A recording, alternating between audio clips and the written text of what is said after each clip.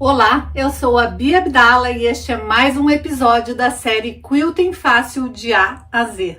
No episódio de hoje eu vou te falar alguns erros que talvez você esteja cometendo e isso esteja te impedindo de fazer quiltings perfeitos. Aqui no canal eu sempre ensino patchwork, quilting e costura criativa, mas de uma maneira super simples, super fácil. Então, separa o melhor lugar no sofá, a pipoca e o guaraná, porque a diversão está garantida.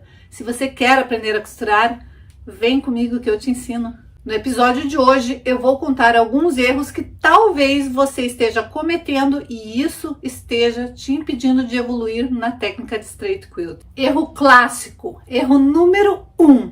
Comparar straight quilting com as demais técnicas de quilt. Straight quilting é uma técnica que eu criei para facilitar a vida de qualquer pessoa que sonha um dia em aprender a quiltar, mas sonha em aprender a quiltar sem precisar de pezinhos de quilting livre, sem precisar de réguas, sem precisar de máquina de última geração, sem precisar de nada, somente a sua máquina de costura, aquela que você já está habituada a usar.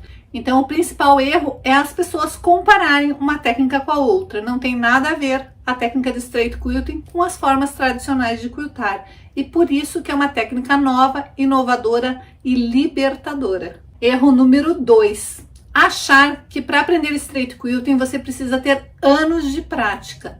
Isso acontece com o quilting livre. Com o straight quilting você já tem anos de prática, você já costura faz tempo, você já sabe fazer costura reta, então você já tem a prática necessária para iniciar os seus primeiros projetos de quilting com a técnica de straight quilting. Então isso é um mito que você tem que pôr de lado e nunca mais pensar que para fazer quiltings maravilhosos você precisa ficar treinando. Erro número 3. Achar que se por um acaso você se perder no quilting, ou a linha arrebentar, ou você precisar fazer um arremate, ou mesmo você precisar parar e desligar a sua máquina, isso é o fim de todo um dia de trabalho. Esse é um erro clássico, as pessoas pensam que se por um acaso der uma queda de luz e a máquina desligar, quando ela voltar não vai mais dar para continuar o quilting. Pode sim, basta você arrematar, fazer o arremate com acabamento perfeito, que é o ponto número 1 da técnica de straight quilting, acabamentos perfeitos. Então você vai arrematar seu fio e a hora que você puder fazer quilting de novo, a hora que você tiver tempo disponível, a hora que a luz voltar, você vai poder começar exatamente do ponto onde você parou. Um outro erro muito comum é as pessoas acharem que elas só podem fazer quilting em cima de um bloco ou de uma peça de patchwork e que straight quilting só pode fazer blocos pequenos, que não tem como fazer um trabalho maior com a técnica de straight quilting por estarmos fazendo uma costura reta.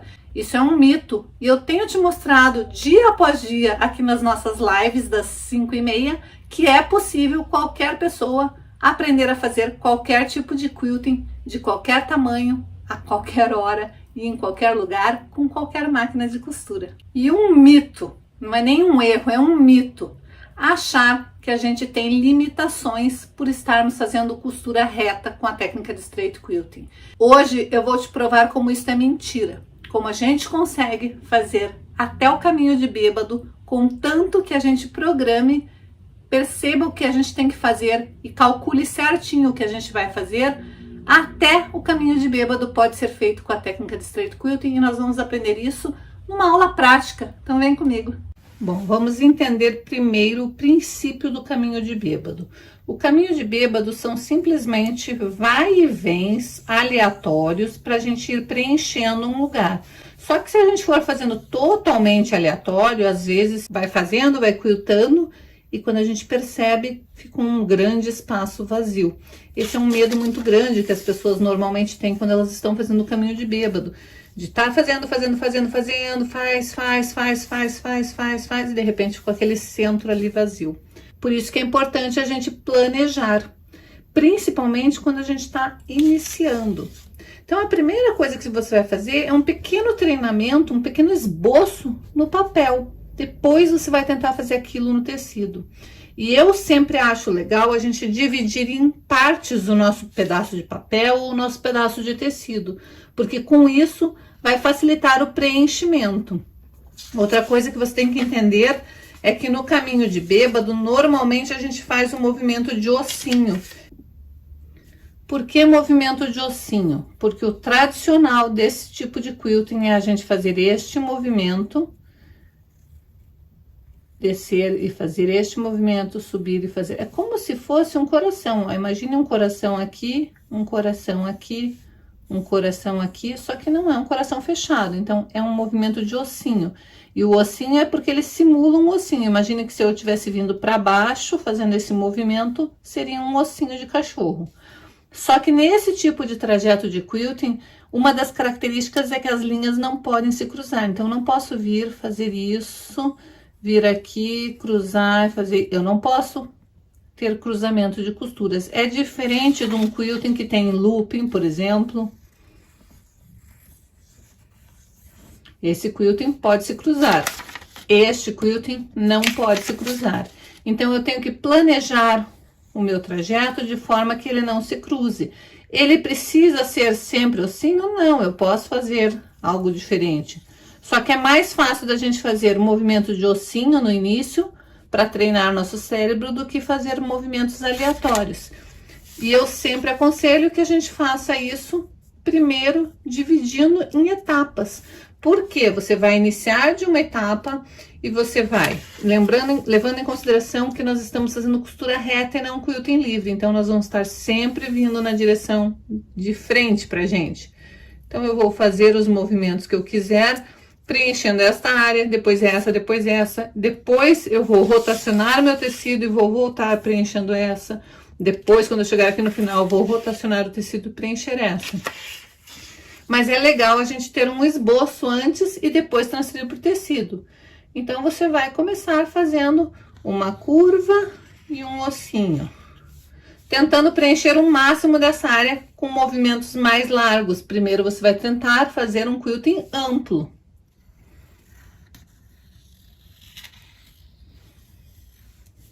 Evitando fazer os bicos, que nem aqui o lápis engatou. Aqui são movimentos contínuos, ó, são com movimentos arredondados. Veio pra cá, já vou começar um próximo ossinho. Quero preencher mais o espaço, então eu vou mais lá pra cima, faço um ossinho mais gordo. Eles não precisam ser totalmente simétricos, eu preciso estar preenchendo.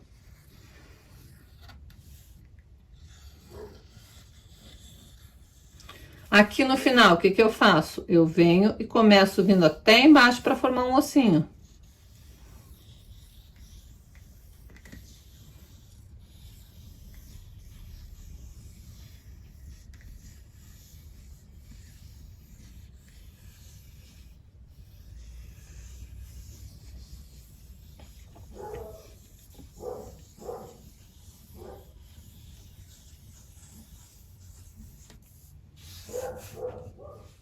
Então, é isso que eu vou fazer, vai ser por fileiras, mas notem, eu não preciso me preocupar nos ossinhos estarem sempre todos iguais, ó, eu posso uma curva mais fechadinha e lá uma das partes mais levantadas, eu posso fazer ele mais simétrico, eu posso fazer ele menos afunilado, eu posso fazer um comprido e fazer ele levemente entortado para ir preenchendo todo o espaço.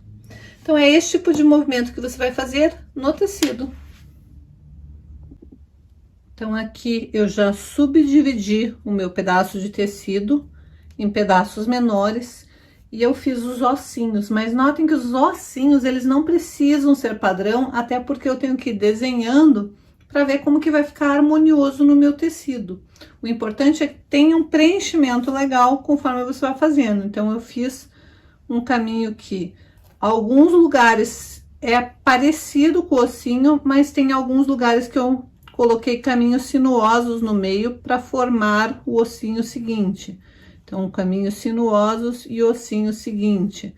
Caminho sinuoso e ossinho seguinte. Aqui eu coloquei um ossinho sem o caminho sinuoso. Daí vinha um caminho sinuoso e um ossinho. E você vai fazendo isso para ir preenchendo. Nada te impede de ter ossinhos com caminhos sinuosos e ossinho com apenas uma curva. E daí eu vou dar continuidade num outro ossinho. E notem que aqui uma das curvas é pequenininha e a outra é grandona. Aqui esse ossinho ele está deslocado. Então, você vai fazendo isso conforme vá preenchendo o seu espaço, de forma que fique harmonioso. Já pesquei o fio da bobina e coloquei lá para trás. Agora eu vou começar a costurar bem em cima do meu desenho, não me preocupando muito em ficar tão em cima do desenho. O importante é não formar bicos. Hoje o cachorro do vizinho tá com toda a vontade de latir.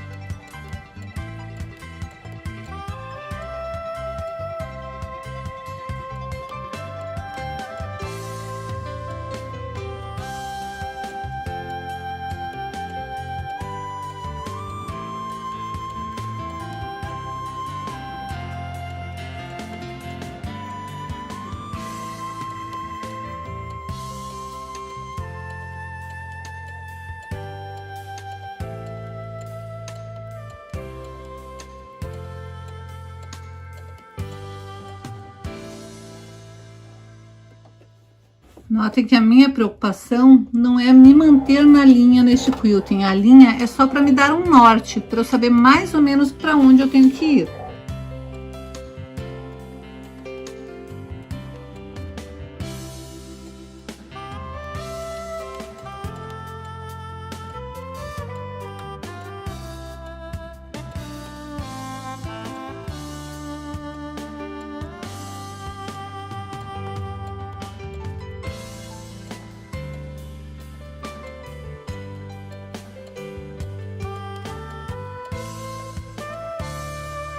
E nada impede de eu modificar o desenho a hora que eu for quiltando. Se eu achar que fica melhor eu fazer um outro formato, eu posso.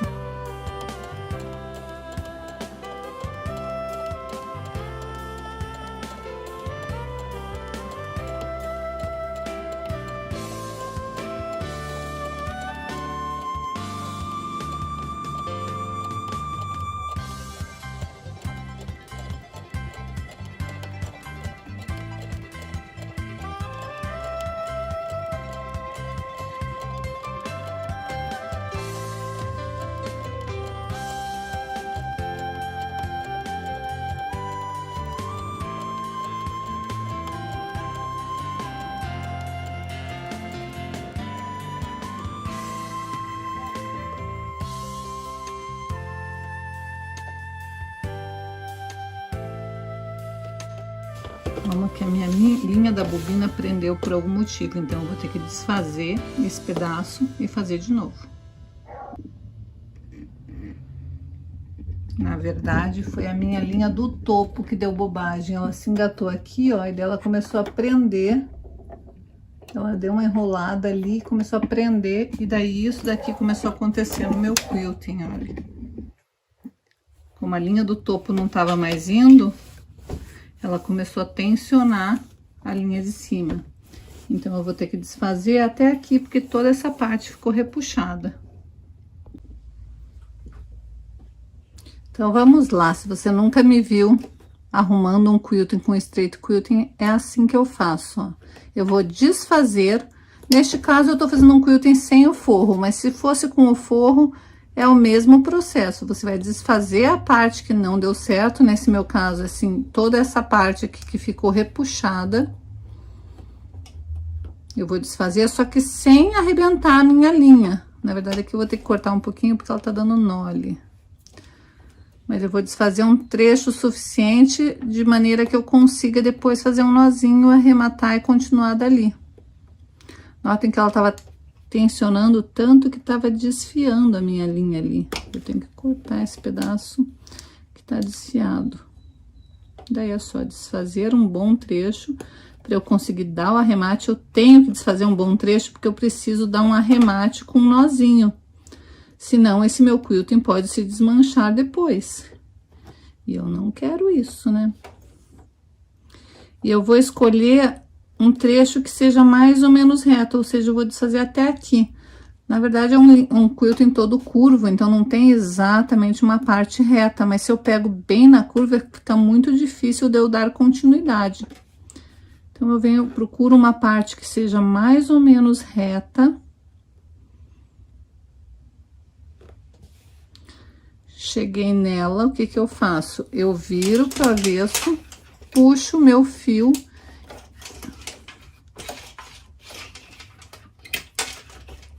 Puxo o meu fio da bobina e trago aquela argolinha ali pra cima, que é o fio do topo, que é o que eu vou arrematar. Pego esses dois fiozinhos e vou dar um nozinho. Por isso que não pode ser muito curtinho, porque senão fica difícil de dar o nó. Eu tenho que dar um duplo nó, para garantir que esse nó não vai se desfazer depois. Agora sim eu posso cortar esse excesso de fio e continuar.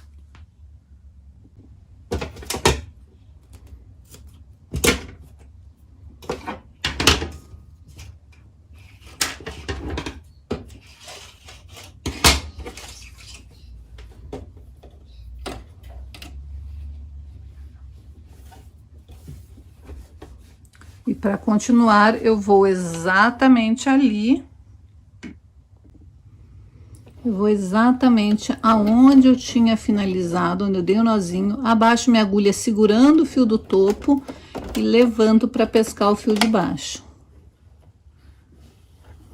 Aí vou puxar, colocar os dois fios lá para trás e vou de novo manualmente colocar a minha agulha exatamente naquele pontinho. Então é manual isso daqui, você tem que fazer exatamente no mesmo lugar onde você deu o nozinho.